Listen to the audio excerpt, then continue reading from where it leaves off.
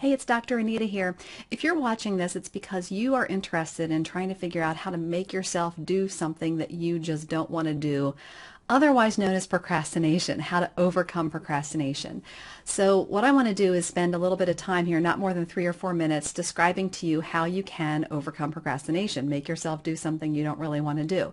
So let's get really clear first of all on what procrastination is, because it might not be that that's what you have the problem with. Procrastination is intentionally avoiding or putting off an action or activity or a task even though you know that by doing it, it will somehow improve your life in some way, shape, or form. Okay, that's really important. Procrastination is different than intentionally delaying something or putting something off for a legitimate reason. Procrastination is just out and out willful avoidance. It's almost like the teenager saying, well, I'm not going to make my bed just because you told me to. I mean, that's what procrastination is. It's that willful avoidance of something.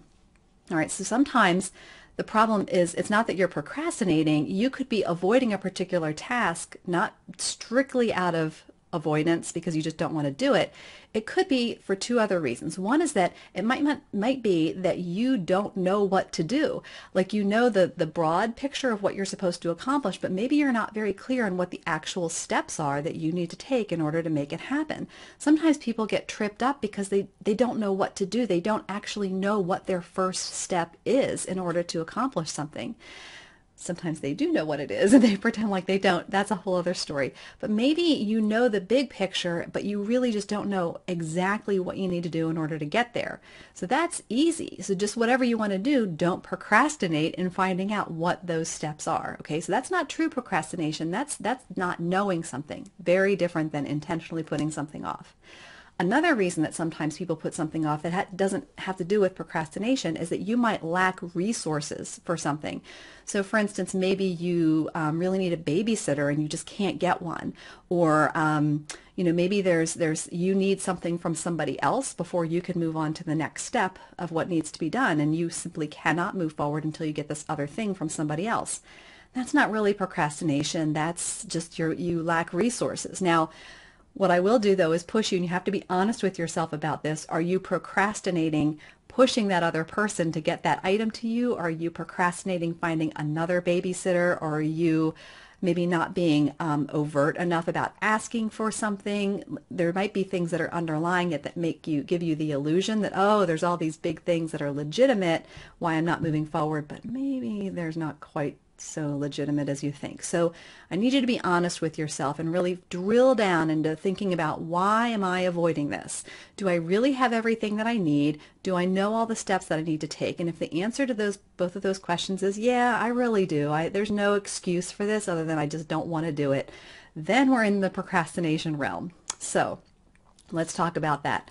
Procrastination, like I said, is the willful avoidance or negligence of a particular task that you know is going to benefit you in the future at some point, or maybe even immediately. For some people, this can have health consequences. It could be you're avoiding putting off losing weight, you're avoiding putting off stopping smoking, something like that. So it could have some pretty bad consequences.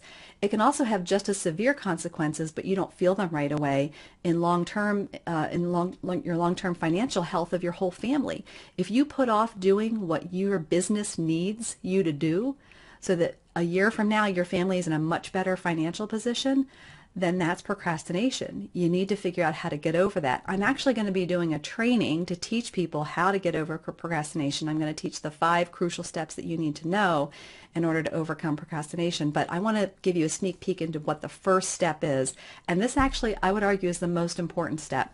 And that is, you need to shift your mind out of this mode of having to finish something, to accomplish something, into just saying to yourself, I just want to get this started. I just need to focus on getting this started. So many people look at the big task and it makes you shut down because it feels so big. It's overwhelming. No one likes the thought of doing some of these things, right? So you may say to yourself, I have 100 follow-up phone calls that I need to make, and I hate making follow-up phone calls. Or maybe there's cold calls that you need to make, and you don't like to make cold calls because very few people like to make cold calls, so you're just putting it off. Well, the reality is it's not about how can I make 100 cold calls. The real issue is the mindset shift that I want you to make is, I just am going to make one phone call. I'm just going to focus on making one. I just want to get started with the phone calls. Most of your energy and motivation that is required in order to accomplish something needs to be directed towards just getting it started. You do not need the same level of motivation to continue through the entire task. If you have to make, 15 phone calls, let's say, that you really don't want to make, once you make the first 2 or 3, you'll make the next 15. It's almost a given. You just have to focus on getting started. Just make that first phone call. And after you make that first phone call, you might need to push yourself to make the second phone call. But after you make 2, that third one's going to be so much easier. And then you'll just breeze through till you reach your 15 goal or whatever it is. Here's how this has impacted me personally.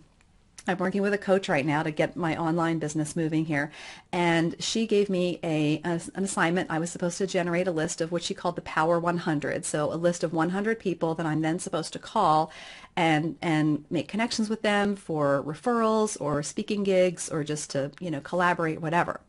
So 100 good quality people. 100 is a lot of people. If you want to sit down and figure out, and because it's not just everybody I know, it was supposed to be a targeted list of 100 people. That's not as easy as it sounds, and I was avoiding it. So for a whole week, I didn't even do anything. I kind of thought, oh, I'm excited about this idea because it sounds like a good idea. It is a good idea, but I was avoiding actually doing it. And what I realized is I was looking at this list of 100 people thinking, oh my gosh, 100 people, who are these people going to be?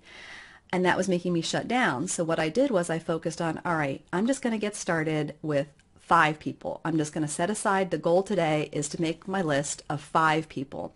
And you know what? Once I made that list of 5 people, it wasn't necessarily easy. And in fact, it was kind of hard because I had to figure out who's going to go on this list, what criteria am I going to use to kind of either include someone or exclude someone, how am I going to know who they are? I would go through my LinkedIn contacts and my own personal contacts to try to figure out who it is. And so it just figuring out, making all of those little tiny decisions along the way helped me get those 5 people relatively quickly once I made those decisions. The hard part was making those decisions. Once I did that, actually making the list was a lot easier.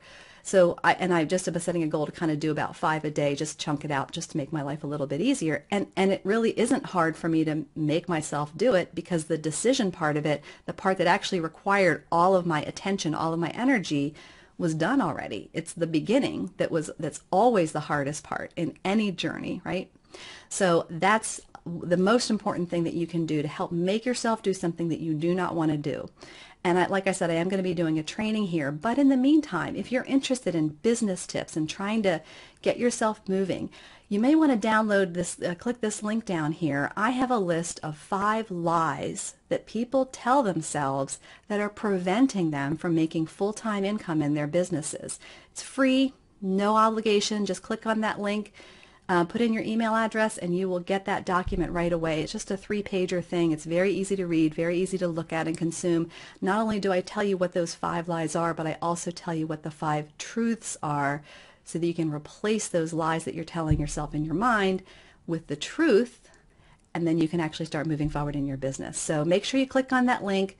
No obligation, no problem at all. Go ahead and do that. And I look forward to seeing you next time. By the way, if you have any comments, make sure that you comment down there. Ask me questions.